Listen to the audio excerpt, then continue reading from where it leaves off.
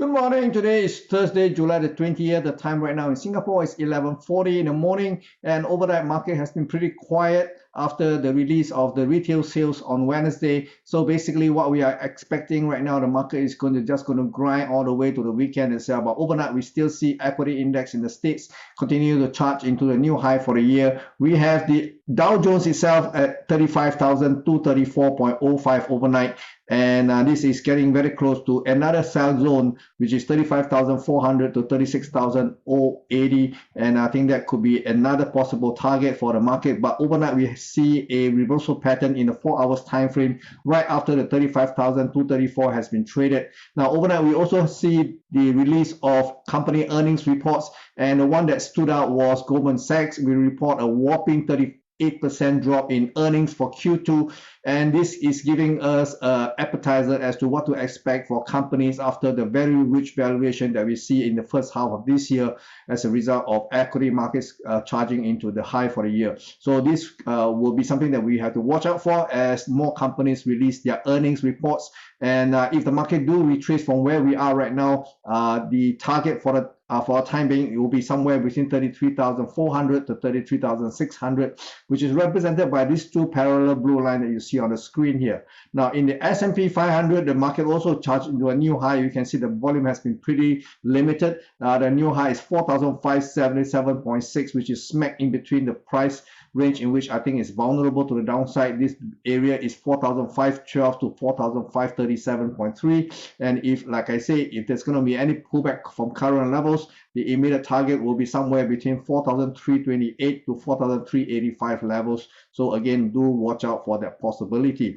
In the Nasdaq, we again have a new high for the year at 15,918.05. And now this is getting pretty close to my target range of 16,265.9. So anyway, if the market do pull back, my level to watch will be 14,925. Okay, so do watch out for a possible reversal because earning reports are coming in thick and fast right now. Okay, and over in Asia, we see that the Nikkei 225 has actually pulled back from the earlier rebound yesterday. Yesterday, we see the market went up to 32,873, and this morning we see a pullback, and this suggests that the rebound that we see for 31,791 is very, very tentative and very, very weak. So there's a possibility we may see a larger degree three-wave pullback. So if that's the case, let's watch out for a market taking up the 31,791.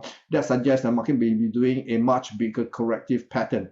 Okay, and then in Hong Kong, we see that Hong Kong prices has actually rebounded this morning to an intraday high of 19,215.7, but since then it has come back down again, and this laid the stage for the market to continue to trade lower. And if we do close below 18,711 this morning, maybe the market is going back to test the 18,279 that we saw at the beginning of the week itself. So the ideal bracket for the market to go to, if the market continue to slide, will be 18,200 to 18,400 levels. So do watch out for this bracket of prices here. And over in the Shanghai Composite Index, we see the market has been struggling, although it hit a bottom at 3,181.56 earlier on in the week, but the market right now is pretty tentative, does not have any strength whatsoever, and that means the market may actually not be able to go to this 3,290 to 3,315 level if it ever does that. Okay, in the event the market break below 3,100, 3144, then the market may be hitting much lower. So this is a continuation of a pretty bearish market, so do watch out for that as well. In energy markets, we see the crude oil prices rallied overnight to a high of $76.83 on the back of a report that the crude oil inventory in the States has dropped by 700,000 barrels. So this is actually telling us supply could be short incoming. And right now we have a major heat wave hitting the entire United States, especially in the West Coast. So that means that energy consumption for air conditioning is going to ramp up. So this means that there will be more demand. At the same time, the stocks is not getting is actually being reduced. So that is building up to be a bullish contraction here, in my opinion. So if the market continue to drop, okay, ideally I want to pick up some more long position at $72.64 to $73.36 if the market do pull back in a three-wave decline. So that will be a perfect level for me to pick up some more. Okay, and then in the gold market, we see gold has actually hit the high and beyond at $1,986, and now we have a marginal new high for the day itself. Let me see what is the new high for this new level as we are speaking. We have a $1,987.53, and then this market is marginally above where I thought the market will face resistance. So likely we will probably see a pullback, and ideally I want to see a three-way pullback back to 1,945 and 1,946 levels, which is represented by this shorter blue line that you see on the screen. Okay.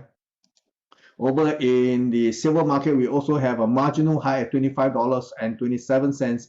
And again, this market may not necessarily be as corrective as what I think it may happen in the gold market. But if in the event we have a pullback, the area to look out for will be $24.11 and $24.54. Now, over in currency, we see the dollar actually rebounded overnight to 100.25 and then subsequently pull back. And this is an area in which I have highlighted previously at 118 to 177, which will make the market very vulnerable to selling pressure. And it does look like sellers are coming out again from the woodworks. And if this continue, I think the market will break 99.22 on the next round, and maybe targeting 97 to 98. So do watch out for these levels to be hit in possibly as early as next week. Over in euro dollars, we see euro dollars has been coming off at 112.75, and the market has dropped a little bit, but so far the drop has been very corrective, meaning to say that the market may still go up and challenge the 112.75 for all we know, but down by and large I do expect a pullback, ideally to 110 to 110.55 levels. Over in sterling, we can see sterling has come up a lot more than what we see in the euro dollars, and that means the market traded to a low of 128.67 overnight. And right now, of course, the market is very bearish on sterling because we already expect the inflation numbers to come out to the point whereby they may have to do something more aggressive about it. So in the meantime, if we get a rebound in the sterling to 128.70 to 129.30, I think that will be another level to sell if you have not already sold at 130.70 to 131.85 levels when the market was trading at a high of 131.42. So let's watch out for that as well.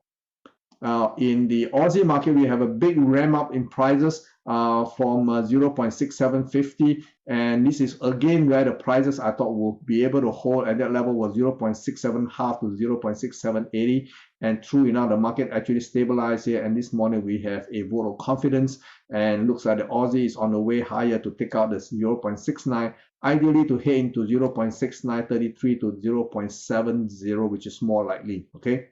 And over in dollar Canadian, we can see that the dollar is beginning to slide as what we are seeing in the dollar index. And there is a real risk that if the market cannot hold at this morning low at 130, then it may actually go below 130.90. But in the event that we have a rebound, that will also fulfill a three-way potential rally here to 132.85 to 133.20. So I would love to see this rebound here, and because I think that will be a better area to sell the dollar versus the Canadian. But for now, let's say if you are buying, then of course there is the possibility that the market can go to 132.85 at least. Okay, then we put a stop just below 130.90 for that exchange. But this is not a great setup because the market is basically coming down. I would rather sell than to buy. But if you are those who are trading short term and want to scalp the market, there's the potential for the current market where it is currently trading at 130.135, perhaps going for 132.85. So that will be at least 150 pips if you want to go for it. Okay, for me, I will just watch this move and not get involved.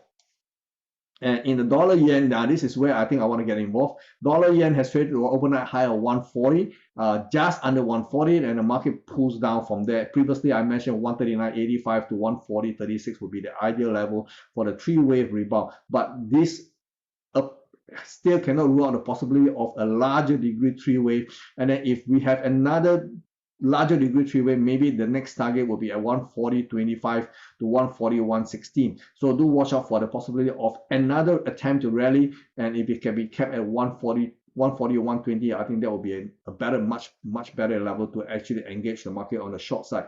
Over in crypto, we can see market is basically very quiet. We see the rebound back below $30,000 in the Bitcoin, and currently it is still trading just marginally below the 30,000 mark. And I would love to see another dip below the overnight low, which is currently at 29,521. Like I said all the time, the previous low here on June 30th was 29,408. I would love to see the market take out this level, ideally marginally into this bracket of prices between 28,700 to 29,400 levels. That will be a much better level to engage the market on the long side, because the next move could potentially be a very explosive burst to the upside, way beyond 32,000. My original target for now, depending on where the market bottoms out, is somewhere between 35,400 to 39,000. So you can see the potential of this next leg here. But again, these are my opinion. It may not pan out the way I think it might. So do watch and do your own analysis. In the meantime, this is all I have for you, and I'll come back to you tomorrow with another update. Bye bye. Take care.